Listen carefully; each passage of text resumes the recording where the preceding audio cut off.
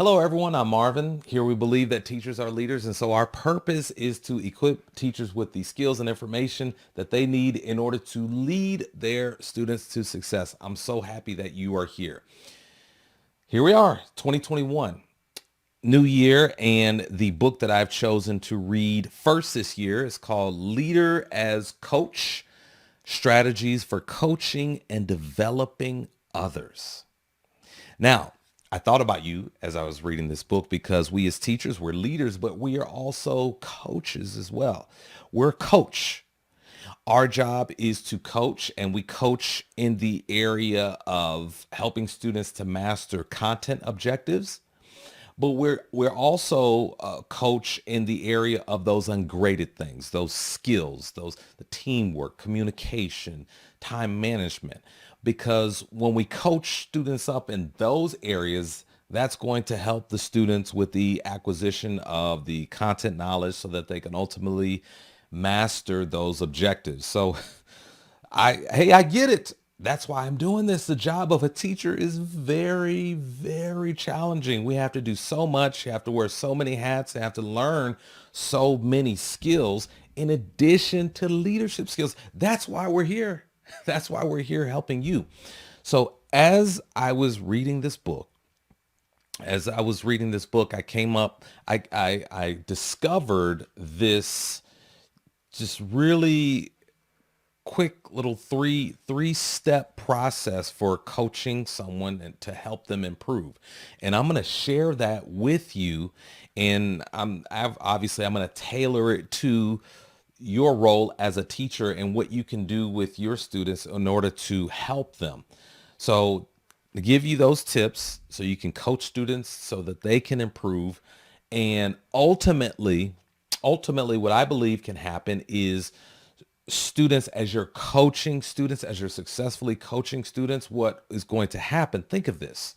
What's going to happen is that experience is going to empower students with a memory of what happened, that one time when I was stuck and my teacher coached me up and I learned these different things. Well, wow, what if I apply what I learned back then to this moment?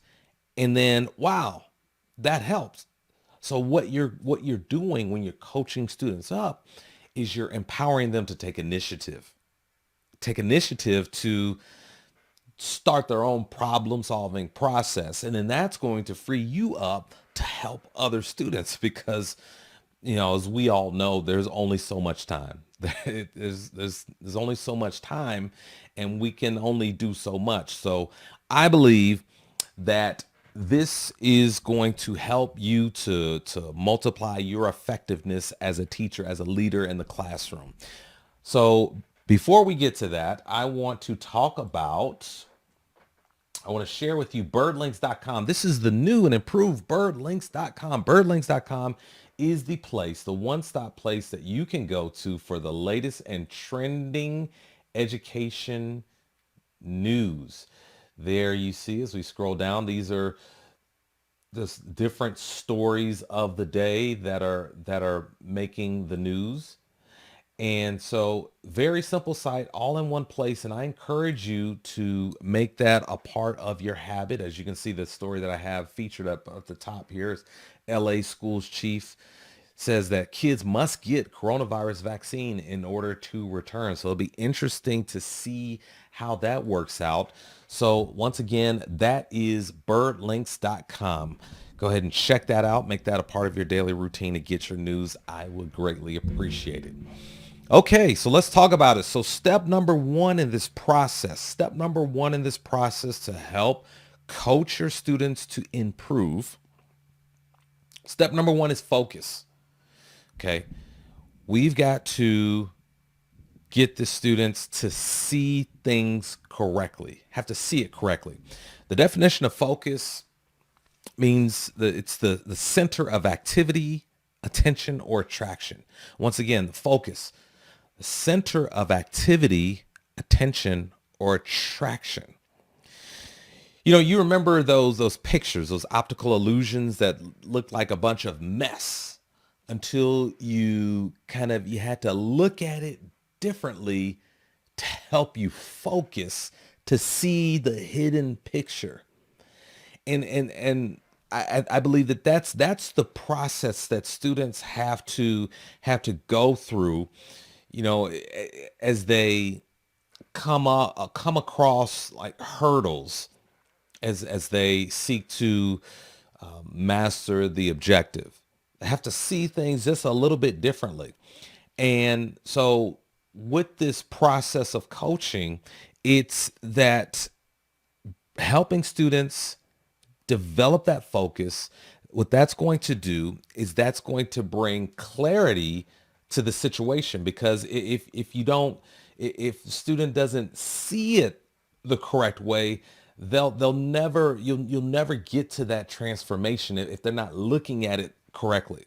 If they look at it and say, "Oh, this is too hard, I give up," they'll never see it correctly, because they took a brief glance at it, and they made up in their mind, "Oh, it's too hard, I can't do it." And that's a huge challenge. That's a huge challenge for teachers. And so that's why I'm submitting this to you, because it's real life. We as adults, we do this as well. We'll take maybe just a brief glance at something and just say, I don't want to deal with this. A couple weeks ago, my wife and I, we were watching The Invisible Man. The Invisible Man. And the movie is about 2 hours, and we were about 45 minutes to an hour into the movie, and I asked my wife, "Hey, do you still want to watch this?" And I knew what her answer was going to be. Her answer was rightly, "Well, I'm in it now. I might as well see what happens," because her genre is, she likes to laugh. She wants to feel good. And so she likes comedies, rom-coms, whatever. I suffer through it because I love my wife. So with The Invisible Man, the way she was seeing is she wasn't really interested. And so there were a number of things that she missed along the way. You see, because she really wasn't into it, there were clues that she missed, and so she didn't get the experience that the makers of the film wanted the audience to have, because she really wasn't in it. Now, I had the aha moment because I was following along. There were clues along the way telling the story, because I had the necessary focus throughout the film. And it's just interesting because this is not just students. This is not just students, it's adults. Perhaps some of you who are listening to this podcast, you're listening to it at a faster speed. And you know what? They even have that feature with movies now, that you can watch a movie on Netflix at a faster speed, so you can get through it. And so what we have to do as teachers, as we're coaching students, is we have to help them to slow down and really see the bigger picture. Have to help them see the bigger picture. And so the question, because that's the beginning. That's the beginning of helping students to focus. It's in the question. It's in the questions that they ask. So we have to help students see and understand, what does success look like? Well, success is you mastering this objective. The objective is everything. The objective is why we have to change the way we see it. So it's just like with a camera, just taking the lens and just turning it slightly so that we can see it a little bit differently. The objective is why we focus. That's why we focus. And when you have that change in focus, with that, when students are seeing it a little bit differently, then they ask different questions, because the questions that students ask, that gives you a window into their thinking. Because ultimately, as teachers, we want to change the way that students think. If a student is just asking you for, "Hey, what's the answer to this?" then that gives you a window into their thinking and say, hey, wait a second, you're trying to get your points here, and I'm not going to play that game with you. I need you to look at it a little bit differently. I need you to kickstart that problem solving so that you can ask a better question than, hey, will you just give me the answer? I would tell students this. I told students this. I said, do what you can do so I can then help you do more, or do what you think you can't do. Let me give that to you again. This is good. Do what you can do so that I can help you do more, or do what you think you can't do. And this was, and my reasoning is this. I need you to see this problem differently. I need you to change the way you think. Because when you change the way you think, you're going to generate some different questions. And those questions are going to show me, they're going to show me that you're on the path to mastery. So one thing that I love to do is I love to, when students ask me a question, I would give them a question back. I would answer their question with a question because I wanted them to pause, and then I wanted them to turn their lens just a little bit, just to focus. Because if they're stuck on this game of acquiring points, I'm never going to accomplish my goal of getting them to see it a little bit differently so that they could get closer to mastery of that objective. Questions, emphasizing questions and the quality of those questions. That's what you can do in order to help students focus. Focus on the why. Focus on what we're doing. Success looks like you accomplishing this objective. How does that question help you get there? Do you think that's a quality question? Is there a better question that you can ask? Because I don't want you to give up. I don't want you to give up on yourself. I believe in you. You can do this. I need you to just turn your lens just a little bit, just to bring it into focus. Dig a little bit deeper. Do a little bit more. See if you can come up with a new way of thinking. And then with that new thinking, you're going to get a more high quality question that's going to help you move closer to that objective. And ladies and gentlemen, as we know all too well, it's an internal process. It's an internal process. The way one thinks, that's an internal process. And it takes practice. It takes practice. I'm reminded of when I was taking these guitar lessons, and it's one of the things I'm going to do again this year. I'm going to pick up my guitar. I'm going to dust my guitar off, and I'm going to get back in it. Okay, so we'll see. Check in with me at the end of the year, see how far I've gotten with the guitar. But when I was taking weekly guitar lessons, I had a teacher, and the teacher was helping me once a week, 30 minutes. One time, my teacher told me this. He said, Marvin, you're not doing your homework. You're not practicing enough. And I swear to you, I'm a little embarrassed to share this with you, but as a teacher, I was offended. What did you say to me? Excuse me? That's what I say. I say that to people. But no, the teacher was telling it to me. And you know what? He was right. He was right. Because I wasn't putting in the practice. And so I wasn't changing the way that I thought about it. I wasn't changing. I wasn't. There was no inward change within me.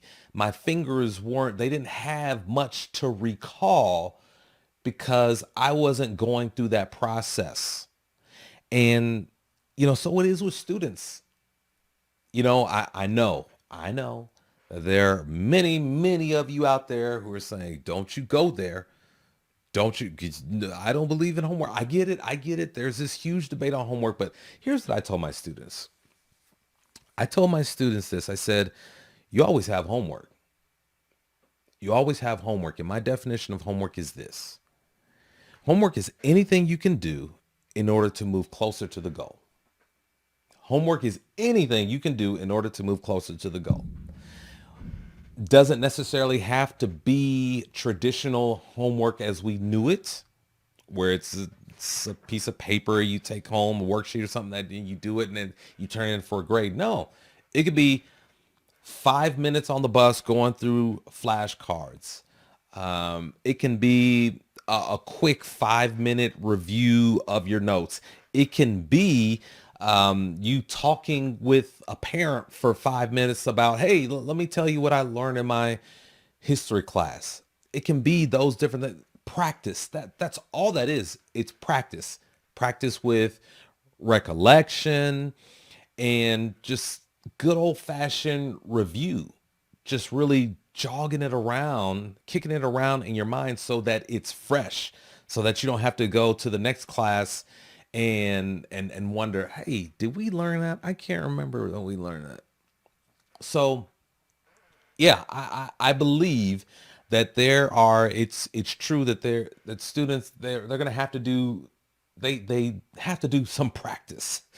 There's practice that they will have to do in order to really help them to change the way they think, so that they really have that ability to adjust their focus, adjust their thinking, because that information, it's at the front of their mind because they've been working with it on a consistent basis. So that's number one. Number one, that's number focus. Bring them to that center attention, that center of activity. Have to help them focus, and those questions are going to help them. Their questions, their level of questions will help them to gain a better insight so that they can change their thinking and ultimately get closer to that goal. So that's the first step in the process. Really getting students to focus. Bring it here. What's most important? Helping them by way of analyzing their questions, by helping them to just turn that lens just a little bit so that they could see it differently. And then out of that different way of seeing it, they're going to have better thinking. Different thinking is going to lead to different questions, and that process is going to move them closer to the goal. So that's step one. Now, before I get to step two, I want to share this with you. This is the Classroom Leadership blog on marvinbird.com. Now, this is the new and improved marvinbird.com. And if you go up here, you see blog, there's a blog. And I guarantee you, 6 to 7 minutes of your time for some quick and easy professional development in the area of classroom leadership. That's what I offer you on my blog at marvinbird.com. Nice and easy. Doesn't take you long to get through these. I promise you that. So I ask that you make this a part of your routine as well. Checking out the Classroom Leadership blog. I usually post on Tuesdays and Thursdays. If you would like to stay informed, what you can do is you can also subscribe to my newsletter, which you will find on the site as well. And when you sign up for that newsletter, you'll get, you'll receive the latest indication that I've posted another blog, and then you'll also get the show notes for my podcast as well. So there you are. So right here, you can sign up for the newsletter and you can stay up to date on what's happening here at marvinbird.com. So step number two, number one, we bring them to focus with when they see it differently. They've got better questions. And with those better questions comes clarity. And then they understand what they need to do. They understand a plan, what they need to implement. Now, once again, the definition of implement, it means to make full. It means to make full. Now, hold this thought in your mind. There is, with anything, there's a void until necessary action is taken. With anything, there is a void until necessary action is taken. You can't graduate from high school until necessary action is taken. You know, you may want to graduate. You want to graduate from high school, so there's that void, but you have to implement.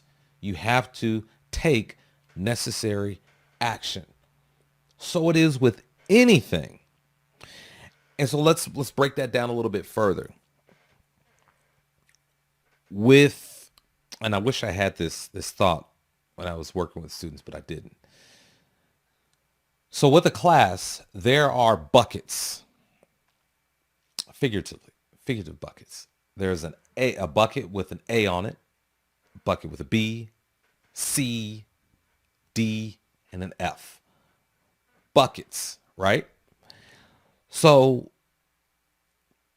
there are things that each student must do. Let's say if they want at least the B, there are things that they need to do in order to fill up that bucket that's labeled B. They gotta do things in order to fill that bucket.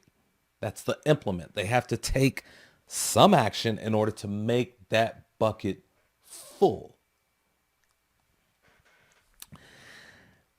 Now, there can be some subjectivity, you know, when we talk about grades, and I understand that, and you know, we go back and forth about, you know, just good old fashioned grading like we've been doing, or doing the standards based grading.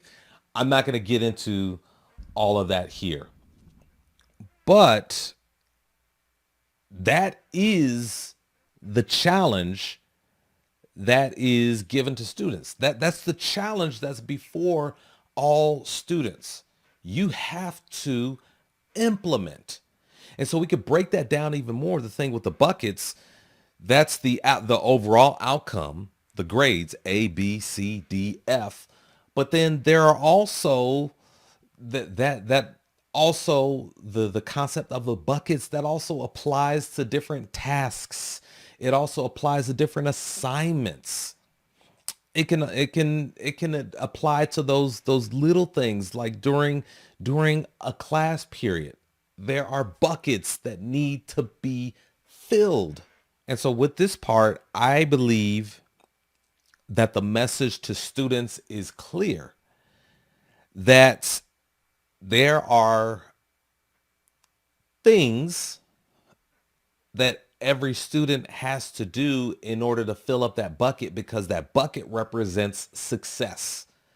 It represents a good grade on this assignment, a good grade on this project, a good grade on this presentation. You've got to fill the bucket. You've got to implement. And then, but it begins with that step one. You've got to have the right focus. You've got to see it right so that you can have that clarity, and you're asking quality questions, and your brain is firing on all cylinders. You're changing the way that you think. And then with those aha moments, you're understanding the plan better. You're understanding what you have to do in order to fill that bucket. And when you implement, that's what you do. You fill the bucket. You do what you have to do. You know, that part of it is pretty simple because it's pretty straightforward. It's about it's about tasks versus transformation. Tasks versus transformation. And this is one of the biggest challenges that all teachers are faced with. That's just the way it is. I remember I would tell students, hey, if you want points, go play a video game, because that's not what the way we're doing this here. If you want points, go play a video game. My goal is to help you change the way you think. We got to have focus.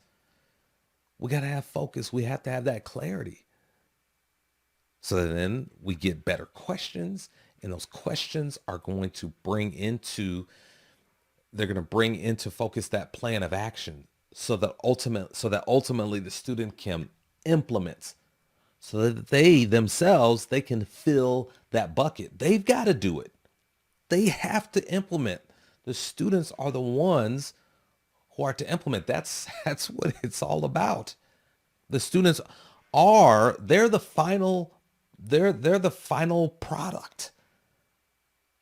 We are responsible for helping them to change the way that they think. When they walk across that stage, what we are saying when a student crosses a stage is we're saying that the student has the ability to properly adjust their focus so that they can change the way they think, so that they can ask appropriate questions to help them understand the plan of action, so that they can then implement that plan. They've done this. They've gone through this process so many times. They've earned these credits. They are ready for the next phase of life.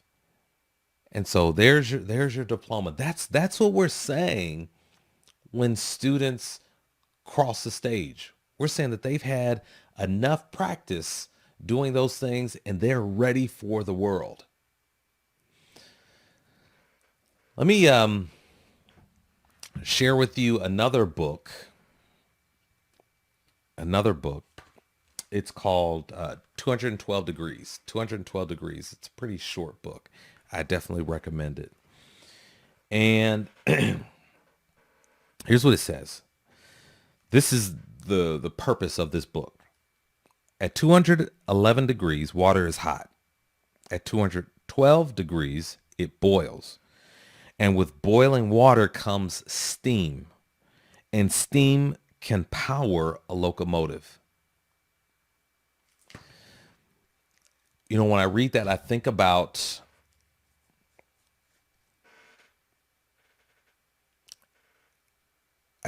this. It's, when it comes to students and grading, it's about, do we want tasks or do we want transformation? Do we want tasks or do we want transformation? Transformation is so much better. Transformation is so much better. I know it's difficult. I know it's difficult.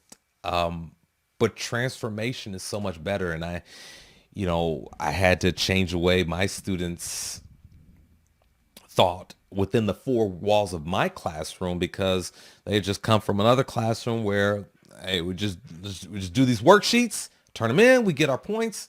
Whew, got that done. But transformation is so much better. Transformation, when we have that, when it's not just about tasks, just do these things and that's enough to fill up the bucket. No, your students deserve so much more. All students, they deserve so much more than that. So it's about transformation. It's about helping them change the way they think, helping them get those aha moments, helping them to understand what they need to do to fill that bucket. And ultimately, yes, it's on them as to whether or not they do those things to make sure that bucket is full. But at the very least, they know how to focus and they understand what's necessary in order to fill that bucket. All right. So number one, focus. Next one is implement. That's the job of the student. And then I'll get to number three. But before I get to the third one, what I want to share with you is this. This is, again, marvinbird.com. If you go up to the top here, it says support the message.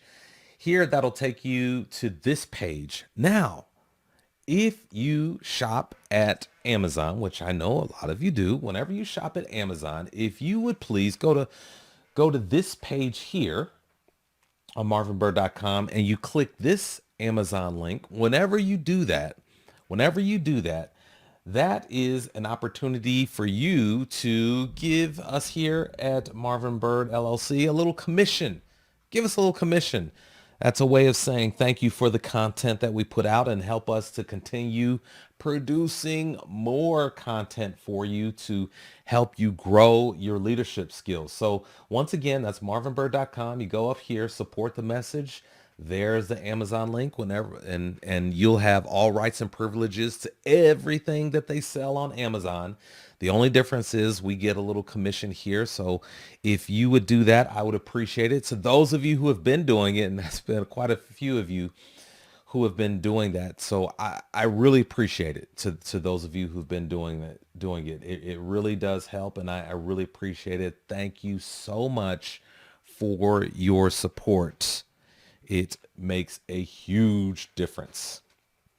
All right, so let's get to the third thing here. So we focus, implement, and the next one is reflect. I'm really big on reflection. Reflection also gives clarity as well, and then you can learn. You learn from reflection, and it's reflection is great. It's awesome. And so it's reflection is just very, very simple. I would say, just giving students this question: what did you learn? What did you learn from going through a challenge, having to change your focus a little bit to come up with some better questions, and spending time doing that, and then going through the implementation process? Just what did you learn? That's a very, very simple way to get that reflection started. And that again, with reflection, that's something that students ideally would learn to kind of do on their own. It's important, but definitely you as a teacher, as a coach, definitely help them get started by prompting them with that question. What did you learn?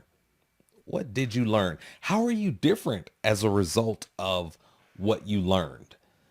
Because it's not only, again, it's not only content. It's those skills and just really self-discovery as well. That can really help a student learn and grow, and really help to facilitate things in the future if they learn about themselves.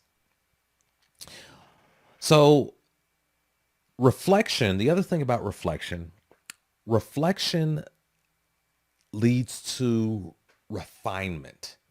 That is, and I get it. When I had my students do a learning journal and they didn't like it.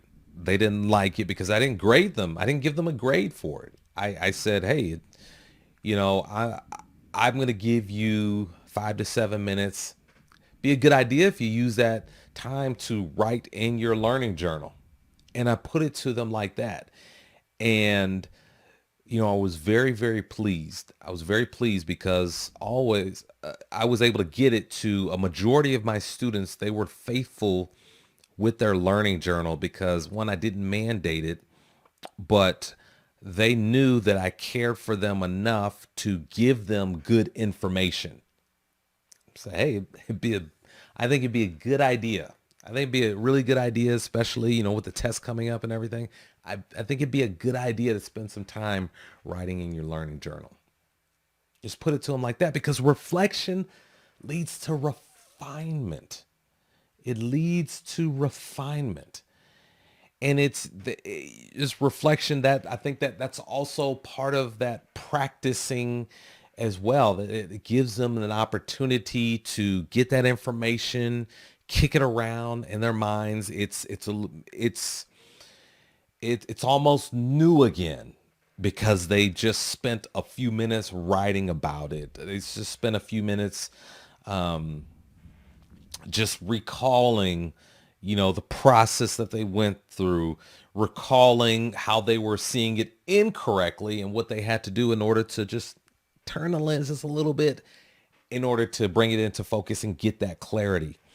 And that refinement is just, it's so necessary because that refinement, it helps the student move from just acquisition, just these knowledge. I have these facts here. I have these facts written down in my notes to, I can create something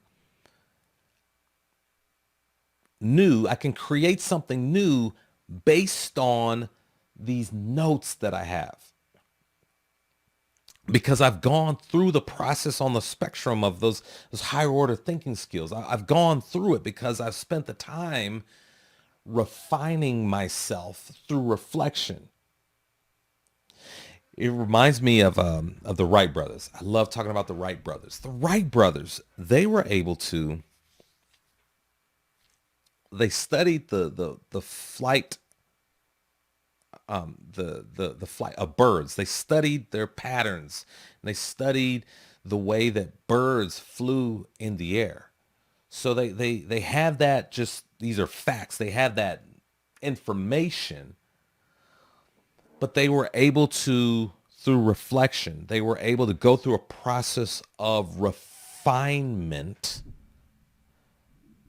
And then as a result of that, they were able to create something that the world has never seen before because they went through that process.